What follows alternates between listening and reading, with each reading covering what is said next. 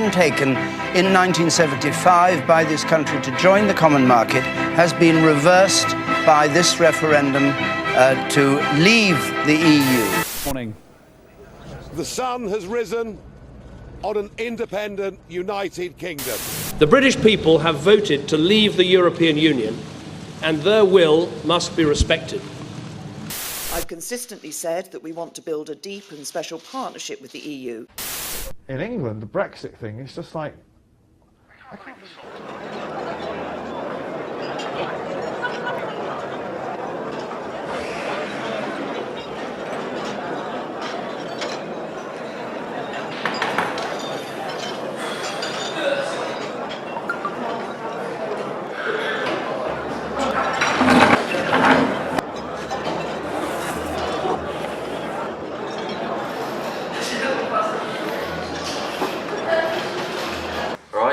Can I get an egg McFucking-muffin, please?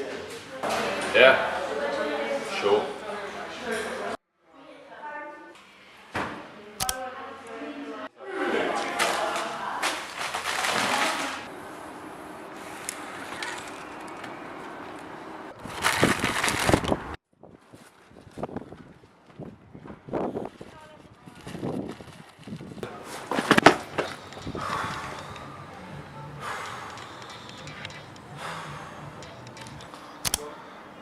Oh, I'm gonna be late.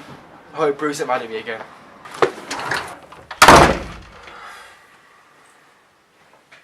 This is the 6th time you've been late, Samuel. My superior would have kicked me out by now.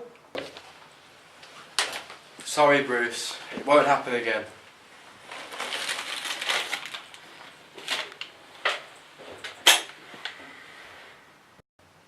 Anyway, how are you today, Samuel? Is that an Egg McMuffin you're eating? Yeah, it is. I was hungry, so I decided to pick one up on the way to work. I'm well, thank you. By the way, have you heard when the dates are for discussing about Brexit's role this year? Oh yes! The talks are taking place at the end of March, aren't they? Possibly. Possibly? Have they organised a proper date yet? The dates for Brexit talks are so disorganised. The communication between our local government and Parliament is really poor. It doesn't make sense whatsoever. Definitely, being organised is a tough job to do. Ever since breakfast, the communication on how it will affect local UK governments has been poor. People are paying too much attention on the reaction of Brexit and are not focusing on how it will affect the UK. It doesn't help that muppet politicians steal the limelight and the media is focused on their thoughts about Brexit. Yeah, the best example I can think of is Nigel Farage. Since Brexit, he and his Muppet Party are getting involved and making things even worse. Yes, he's turned our ordinary and decent lives into nothing but trash. Anyway, enough of breakfast talks. Samuel, you know why you're here today. Yeah, why am I here? Do you want to know?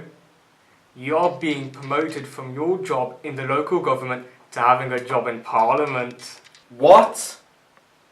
Oh, yes you are. I'll ring up your line manager Martin so he can be here to explain your promotion.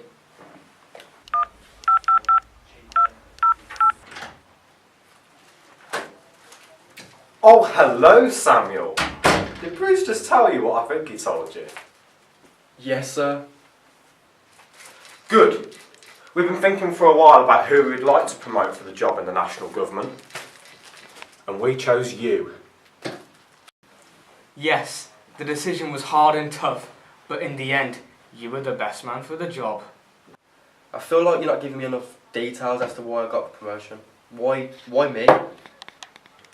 We believe you can expand your abilities in the world of politics and take on much tougher jobs. Yes, just imagine it. You being a top politician and being in charge of breakfast talks. Maybe you can organise a debate in the House of Commons to discuss if Donald Duck Trump should be allowed to visit the UK. Okay, but I don't reckon I'm cut out for this job. I reckon I'm better off doing work for the local government. I don't think you understand. You have a once-in-a-lifetime opportunity to have an exciting career ahead of you, Just think about all those breakfast meetings. But sir, I don't think I'll be good at this job. It's not for me. Why can't Brendan or Edward be promoted? Why can't they have the job? Brendan has only just started working for our local government.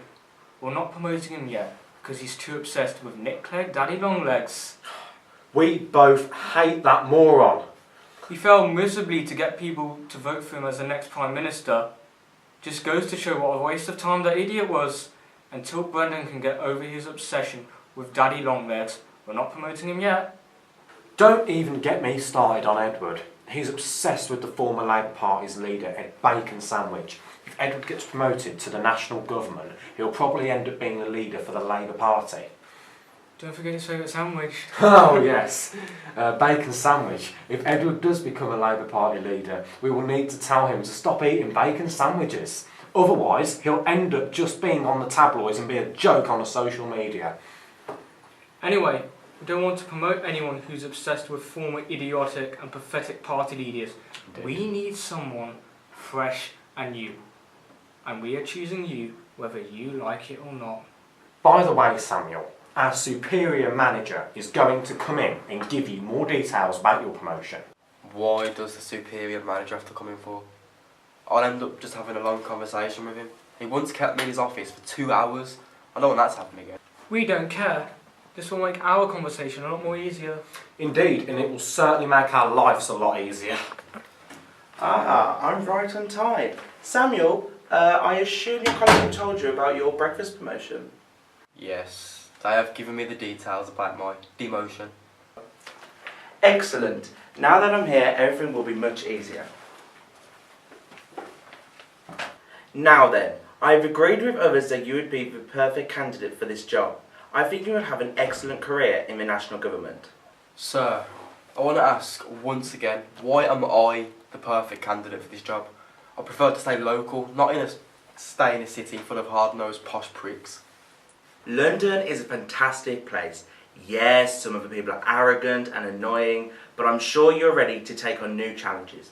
You'll be starting this Monday and your first task will be to organise post-breakfast plans.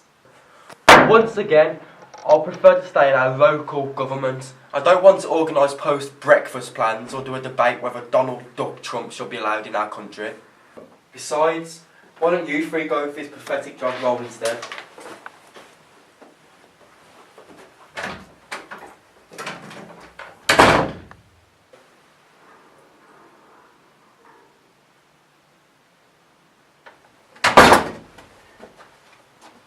What?